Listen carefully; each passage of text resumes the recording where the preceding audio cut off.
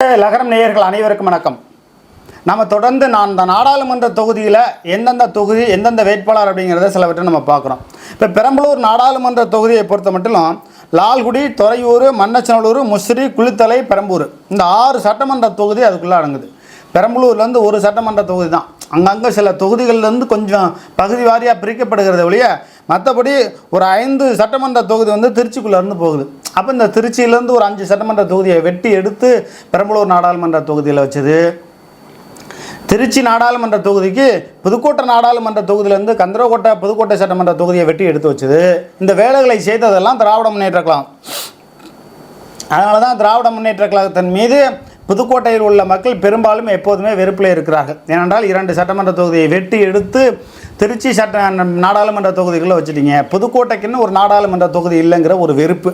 சரி, இப்போ பெரம்பலூர் நாடாளுமன்ற தொகுதியை பொறுத்த மட்டும் ஐஜேகே பச்சமுத்து அவர்கள் வந்து இப்போ எம்பியாக இருக்கார். அவர் வந்து மக்கள் பணி பெரிய அளவுக்கு செஞ்சாரா இல்லையா அப்படிங்கிறத ஒரு கேள்விக்குறியாகவும் இருக்குது. ஏன்னா ஒரு நாடாளுமன்ற உறுப்பினர் 6 சட்டமன்ற தொகுதிக்குள்ளேயும் ஒரு எம்பி அலுவலகம் வச்சுருக்கணும். வாரம் வாரம் அந்த தொகுதிக்குள்ளே போயிட்டு வரணும். அப்போ 6 சட்டமன்ற தொகுதி மாதத்தில் ஒரு 3 நாளாவது ஒதுக்கி, ஒரு நாள் வந்து மண்ணச்சநல்லூர், ஒரு நாள் லால்குடி, ஒரு நாளுக்கு 2 சட்டமன்ற தொகுதிக்குள்ளே போய் ஆய்வு பண்ணி மக்களுக்கு தேவையான குடிநீர் வசதி, அடிப்படை வசதிகள்லாம் இருக்கா அப்படிங்கிறத ஆய்வு பண்ணணும். அந்த மாதிரி ஆய்வு பண்ண தகவல் நமக்கு பச்சமுத்து அப்படி போய் ஆய்வு பண்ணாரா அப்படிங்கிற தகவல் நமக்கு இதுவரையிலும் கிடைக்கல. அப்படி இல்லை அப்படிங்கிறது மாதிரி சொல்கிறாங்க. ரெண்டாவது, அவருடைய மகன் ரவி பச்சமுத்து ஐஜேகே வந்து சார்பாக பாரதிய ஜனதா கூட்டணி சார்பாக அவர் போட்டியிட போகிறார் அப்படிங்கிற ஒரு தகவலையும் சொல்கிறாங்க. ஆனால் உடையார் ஓட்டை தவிர பிரசாதி ஓட்டுகள் அவருக்கு பெரிய அளவுக்கு கிடைக்குமா? முன்னாடி 2019 வெற்றி பெற்றார்கள் என்று சொன்னால் அவங்க உதயசூரியன் சின்னத்தில் நின்றதால் வெற்றி பெற்றார்கள். இப்பொழுது நிற்கிறது தாமரை சின்னத்தில். தாமரை சின்னத்தின் போது முஸ்லீம் கிறிஸ்தவ ஓட்டுகள் கிடைப்பதில் பெரிய அளவுக்கு சிக்கல் இருக்கிறது. கிடைக்காது என்ற ஒரு தகவலும் இருக்கிறது. அடுத்து பார்த்திங்கன்னா அனைத்து இந்திய அண்ணா திராவிட முன்னேற்ற கழகத்தில் எக்ஸ் அமைச்சர் செல்வராஜ் அவர்களுடைய தம்பி மகன் NT சந்திரமோகன் அவர்கள் வந்து போட்டியிட போகிறார் அப்படிங்கிற மாதிரியான ஒரு தகவல் இருக்குது. நம்ம ஏற்கனவே செய்தியாக நம்ம வெளியிட்டிருந்தோம். அடுத்து பார்த்திங்கன்னா திராவிட முன்னேற்ற கழகத்தில் நகர்ப்புற வளர்ச்சித்துறை அமைச்சர் KN நேருவோட மகன் அருண் நேரு தான் போட்டியிடுவார் என்று பரவலாக பேசப்பட்டது. ஆனால் அதில் இப்போ ஒரு சின்ன சிக்கல் வந்து விடுதலை சிறுத்தை கட்சியினுடைய ஆதவ அர்ஜுனா அப்படிங்கிறவர் பெரம்பலூர் நாடாளுமன்ற தொகுதியில் போட்டியிடுவதற்கான வாய்ப்புகள் இருக்கிறது. அந்த சீட்டுக்கு பொது தொகுதியில் எங்களுக்கு வேணும். முன்னாடி வந்து கலைஞர் கருணாநிதி அவர்கள் விடுதலை சிறுத்தை கட்சியினுடைய தலைவர் திருமாவளவனை பார்த்து உங்களுக்கெல்லாம் பொது தொகுதி மேலே நீங்கள் ஆசைப்படலாமா அப்படின்னு கேட்ட கேள்வி போய் அதற்கு ஒரு புரட்சிகரமாக இன்றைய முதல்வரும் திராவிட முன்னேற்ற கழகத்தினுடைய தலைவருமான ஸ்டாலின் அவர்கள் பொது தொகுதியில் ஆதவ அர்ஜுனாவுக்கு கொடுப்பதற்கான வாய்ப்புகள் இருக்கிறது அப்படிங்கிற மாதிரி சொல்கிறாங்க. அதுக்கான காரணம் என்னென்னா, திருச்சியில் நடந்தக்கூடிய மாநாட்டு விடுதலை சிறுத்தை கட்சிக்கு மாநாட்டில் ஜனநாயகம் வெல்லும் மாநாடு மிகப்பெரிய அளவுக்கு பிரம்மாண்டமாக நடத்திட்டார். நான் திருச்சியிலேருந்து காவேரி மேம்பாலம் தாண்டி சமயபுரம் வர்றதுக்கே கிட்டத்தட்ட 1.5 மணி நேரம் ஆயிடுச்சு. ஆனால் மாநாடு நடக்கிற இடம் சிறுகனூர். எங்கள் சுங்கச்சாவடி தாண்டி சிறுகனூருங்கிற பகுதியில் பெரம்பலூர் போகிற வழியில் நடக்கக்கூடிய அந்த மாநாட்டுக்கு திருச்சியில் வந்து மிகப்பெரிய அளவுக்கு டிராஃபிக் ஆகுதுன்னா அப்போ எந்த அளவுக்கு மாநாடு நடத்தியிருப்பாங்கன்னா உண்மையாகவே பாராட்டக்கூடிய விஷயந்தான். அந்த மாநாட்டில் பெரிய அளவுக்கு பணத்தை இறக்கியதும் ஐடியா கொடுத்ததும் தகவல் தொழில்நுட்பத்தை வச்சு பெரிய அளவுக்கு விடுதலை சிறுத்தை கட்சியினுடைய மாநாடு, ஒரு திராவிட கட்சி நடத்தக்கூடிய மாநாடு அளவுக்கு கும்பலை திரட்டியிருக்காங்கன்னா அதுக்கு முழு காரணம் அர்ஜுன் யாதவ் அப்படிங்கிறாங்க. அப்போ வன்னியரசு போன்றவர்கள்லாம் அந்த கட்சியில் அடுத்த கட்ட தலைவர் பதவிக்கோ அடுத்த கட்ட நிலவுக்கு திருமாவளவனுக்கு பிறகோ வரதுக்கான வாய்ப்புகள் இல்லையா? அப்போ அவங்களுக்கெல்லாம் 2ஆம் கட்ட நிலைமையில் உள்ளவங்களுக்கு பேரிடியாக இருக்குமானா அது உள்கட்சி அரசியல், அதுக்குள்ளே நம்ம ரொம்ப போக வேண்டாம். அது பற்றின தகவல் இன்னும் இதுவரையிலும் நமக்கு வரல.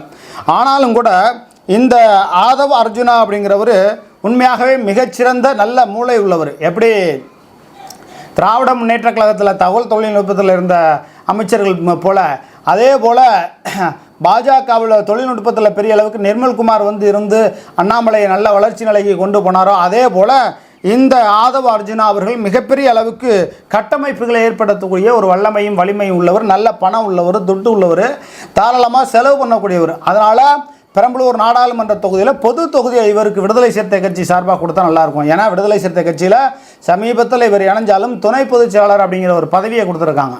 அப்படிங்கும்போது அவர் திருச்சியை சார்ந்தவர்.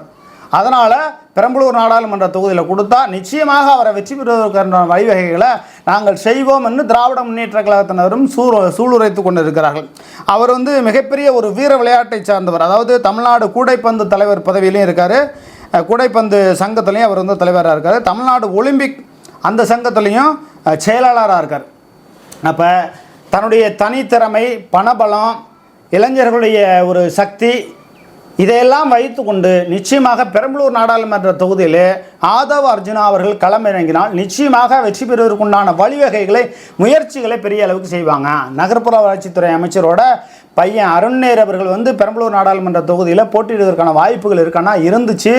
எங்கள் ஏற்கனவே திருவண்ணாமலையில் ஏவா வேலுவோட மகன் கம்பன் போட்டியிடுவதாக சொன்னாங்க. திருச்சி நகர்ப்புற வளர்ச்சித்துறை அமைச்சர் கே நேருவோட மகன் பெரம்பலூர் நாடாளுமன்ற தொகுதியில்னு சொன்னாங்க.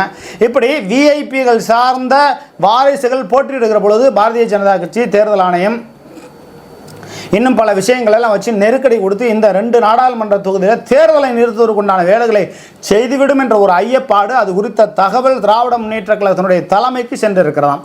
அதனால் நமக்கு விபரீதம் வேண்டாம், நம்மளே தலையில் எடுத்து கொல்லிக்கட்டை எடுத்து சொரிஞ்சிக்க வேண்டாம். அதனால் அருண்நேருக்கு இந்த முறை சீட்டு கொடுக்கலாமா வேண்டாம்ங்கிறது இன்னும் பரிசீலனையில் இருக்குது.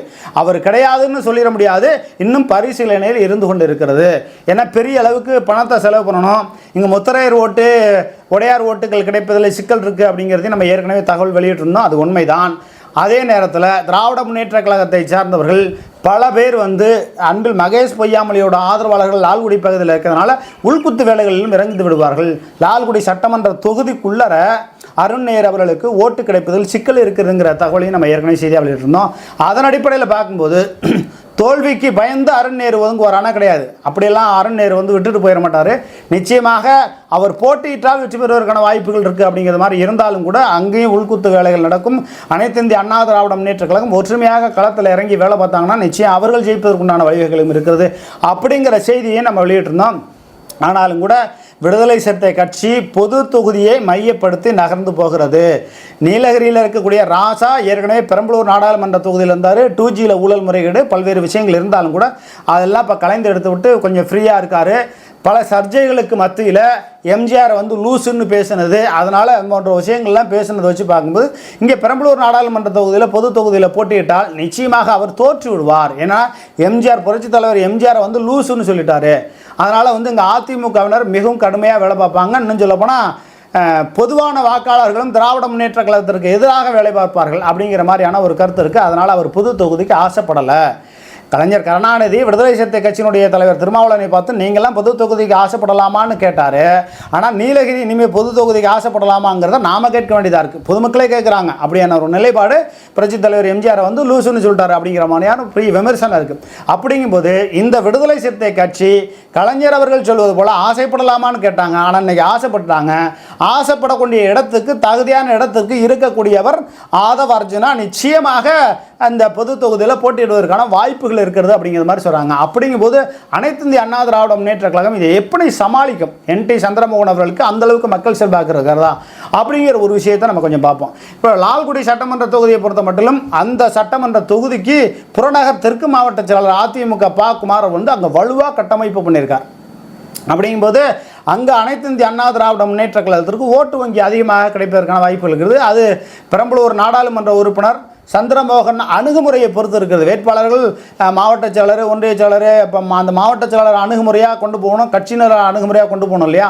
அந்த மாதிரி நிலைப்பாடுகள் ஒரு அணி போல அவர்கள் உருவாக்கி கொள்ள வேண்டும். அப்போ ஒன்றிய மாவட்ட செயலரை பார்த்து அனைத்து விஷயங்களையும் சொல்லி, ஏன்னா ஓட்டு கிடைப்பதற்குண்டான வழிவகைகள் எந்தெந்த மக்கள் பிரச்சனையை சொல்லி, எந்தெந்த பகுதியில் எந்தெந்த பிரச்சனை இருக்குது. இப்போ குமலூர் பகுதியில் சூரிய ஒளி மின்சாரத்திற்காக வேண்டி மக்கள் பயன்பாட்டுக்கு உள்ள அரசு நிலங்களை எடுத்து அந்த மக்களை அச்சுறுத்துகிற வகையில் செய்தார்கள் அப்படிங்கிற ஒரு விஷயத்தை நம்ம சொல்லியிருந்தோம். அது போன்ற விஷயங்களெல்லாம் மக்கள் மத்தியில் பேசி அதிமுக ஓட்டு வங்கிகளை பெறணும். அதுபோல் மண்ணச்சநல்லூர் சட்டமன்ற தொகுதிக்குள்ளே இருக்கக்கூடிய கிளியநல்லூர் பகுதியில் இருந்து அந்த கொள்ளிட வாய்க்கால் கொள்ளிடத்திலிருந்து ஆழ்குழாய், அதாவது பெரிய ஆழ்குழாய் கிணறு, ஆழ்துளை போர் போட்டு அதுலேருந்து தண்ணி எடுத்து பெரம்பலூர் சட்டமன்ற தொகுதிக்குள்ளே இருக்கிற மக்களுக்கு தண்ணி கொண்டு போகிறதுக்கு இங்கேருந்து நீரை உறிஞ்சியதால் இங்கே இருக்கக்கூடிய விவசாயிகள் பாதிக்கப்படுகிறார்கள். அது சம்பந்தமாக போராட்டம், ஆர்ப்பாட்டம் நடத்தியிருக்கிறார்கள். அது சம்பந்தமாகவும் இந்த கிளியனூர் பகுதியில் சந்திரமோகன் NT சந்திரமோகன் பேசணும். இந்த சந்திரமோகனுக்கு இந்த மண்ணச்சநல்லூர் சட்டமன்ற தொகுதியில் இருக்கக்கூடிய அதிமுகவினர் ஒத்துழைப்பு கொடுப்பாங்களா? ஏன்னா ஏற்கனவே 2021 பரஞ்சோதியை நிற்க வச்சு உள்குத்து வேலை பார்த்து தோக்கடிச்சவங்க தான். கதிரவன்கிட்ட 10 லட்சம் 20 லட்சம் 30 லட்சம் 5 லட்சம் சொல்லி அவர்கள் தகுதிக்கு தந்த போல பணம் வாங்கிக்கிட்டு பரஞ்சோதியை தோக்கடிச்சவங்க தான் அதிமுகவினர். அப்போ அவர்கள் எல்லாம் அடையாளம் கண்டு யார் நல்லவங்க கெட்டவங்க அப்படிங்கிறத தாண்டி எல்லாத்தையும் அரவணைச்சு இங்கே வாங்கப்பா நான் அதிகாரத்துக்கு வந்த பிறகு உங்களுக்கு செய்கிறேன்னு சொல்லி NT சந்திரமோகன் அதிமுகவை சேர்ந்த சந்திரமோகன் அணுகுமுறையோடு பேசி அவர் அரசியலை சந்திக்கிற பொழுது நிச்சயமாக அவருக்கும் வெற்றி பெறுவதற்கான வாய்ப்புகள் இருக்கிறது. அவருக்கு முயற்சியை பொறுத்து இருக்கிறது. அதே வேளையில் இந்த பெரம்பலூர் நாடாளுமன்ற தொகுதியை பொறுத்த மட்டும் மருதராஜாவிலேருந்து நெப்போலியன்லேருந்து பச்சைமுத்துலேருந்து இந்த தொடர் இந்த பட்டியலில் பார்க்கும்போது நெப்போலியன் ஓரளவு மக்கள் பணி செய்ய முயற்சித்தார்.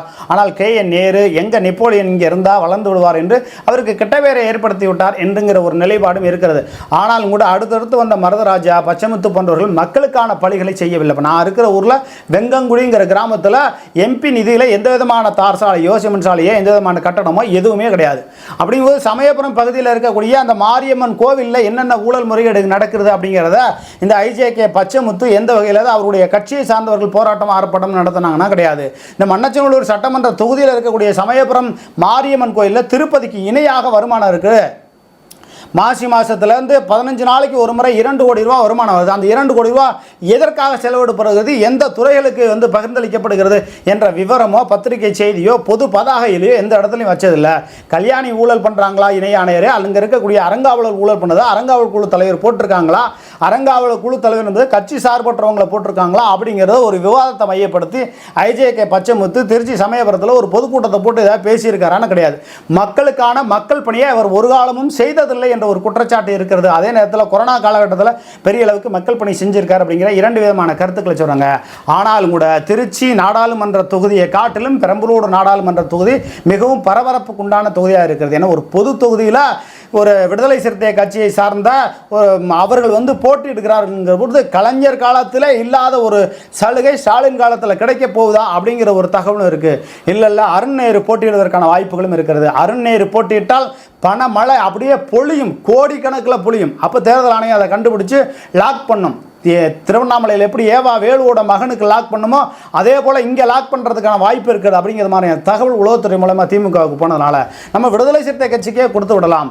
அவர்கள் திராவிட முன்னேற்ற கழகத்தினுடைய ஆதரவோடும் மற்றும் பொதுமக்கள் ஆதரவோடும் மற்றும் ஆதவ அர்ஜுன் அவர்களுடைய தனிப்பட்ட செல்வாக்குன்னு ஒன்று இருக்குது. பண செல்வாக்கு, இளைஞர்கள் பட்டாளம் அப்படிங்கிறது மாதிரியான இருக்குது. ஆனால் ஆதவ அர்ஜுன் பிற சமுதாய ஓட்டுக்களை பெறுவதற்கு எப்படியான வழிவகைகளை செய்ய போகிறார்? தேர்தல் காலகட்டங்களில் எல்லா சமுதாயத்தை சார்ந்தவங்களையும் அருகில் வச்சுருக்கணும்.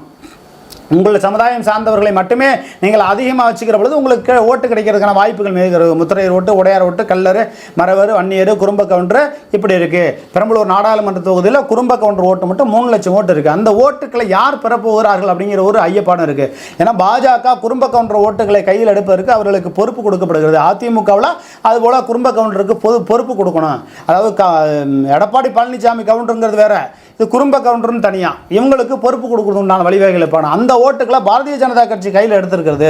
குறும்ப கவுண்டர் ஓட்டு IJK கட்சிக்கு பெரும்பாலும் போகிறதுக்கான வாய்ப்பு இருக்குது அப்படிங்கிற மாதிரி சொல்கிறாங்க. இதனை அதிமுகவும் விடுதலை சிறுத்தை கட்சியும் கவனித்து ஓட்டு வங்கிகளை எடுப்பதற்கான வாய்ப்புகளை அவர்கள் ஏற்படுத்திக் கொள்ள வேண்டும். நம்ம எது எப்படியே பெரம்பலூர் நாடாளுமன்ற தொகுதியில் ஒரு நல்ல நாடாளுமன்ற உறுப்பினர் வேண்டும். எங்கள் ஊருக்கு நான் இருக்கிற ஊருக்கு ரோடு வேணும், தண்ணி வசதி வேணும்னு நான் போய் ஒரு மனு போட்டாலும் ஏதாவது செஞ்சாலும் உடனடியாக அது தீர்வு வர்றதுக்கு உண்டான வழிவகைகளை செஞ்சு கொடுக்கக்கூடிய ஒரு MP வேணும். முன்னாடி இருந்த மருதராஜா மாதிரி பச்சைமுத்து மாதிரி இல்லாமல் இனி வரக்கூடிய நாடாளுமன்ற உறுப்பினர் பெரம்பலூர் நாடாளுமன்ற உறுப்பினர் அது NT சந்திரமோகனாக இருக்கட்டும், ஆதவ அர்ஜுனாக இருக்கட்டும், இவங்க யாராக இருக்கட்டும், பச்சைமுத்தாக இருக்கட்டும், யார் நீங்கள் வெற்றி பெற்றாலும் மக்களுக்காக மக்கள் பணி செய்யக்கூடியவர்களாக இருங்கள்.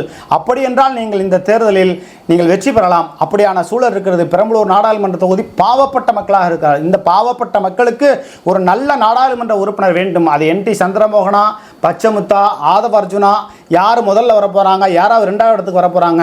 அதே மாதிரி நாடாளுமன்ற தொகுதியில் நாம் தமிழர் கட்சியில் இருக்கக்கூடிய வேட்பாளர்கள் இதுவரையிலும் முகந்தறியாத வேட்பாளர்கள் இந்த சொந்த தொகுதியில் இருக்கக்கூடிய வேட்பாளரா அப்படிங்கிற ஒரு இதுவும் இல்லாமல் இருக்குது. அந்த நாம் தமிழர் கட்சியில் இருக்கக்கூடியவர்கள் எந்த அளவுக்கு ஓட்டு வங்கிகளை பிரிக்கப் போகிறார்கள் என்பதை பொறுத்துத்தான் அதிமுகவோட ஓட்டு வெற்றி இருக்கிறது என்று சொல்லுகிறார்கள். அதே நேரத்தில் இந்த பெரம்பலூர் நாடாளுமன்ற தொகுதியை பொறுத்த மட்டும் மக்கள் பாவப்பட்ட மக்களாக இருக்கிறார்கள். யார் வெற்றி பெற்றாலும் நல்லது செய்யுங்கள் அப்படிங்கிறது தான். நல்லது செய்யாவிட்டால் யாராக இருந்தாலும் சுட்டி காட்டி அவருடைய தவறுகளை, ஊழல்களை, முறைகேடுகளை தயங்காமல் சுட்டி காட்ட நமது லகரம் என்ற சேனல் எப்போதுமே தயங்காது. ஆகையினால் நமது லகரம் என்ற சேனலை நமது நேயர்கள் இன்னும் பார்க்கக்கூடியவர்கள் சப்ஸ்கிரைப் செய்து பெல் பட்டனை அளித்து வழக்கம் போல இன்னும் கூடுதல் ஆதரவு கொடுத்தால் இன்னும் பல்வேறு உண்மை சம்பவங்களை ஊருக்கு உலகுக்கு அம்பலப்படுத்த நம்ம தயாராக இருக்கிறோம். நன்றி, வணக்கம்.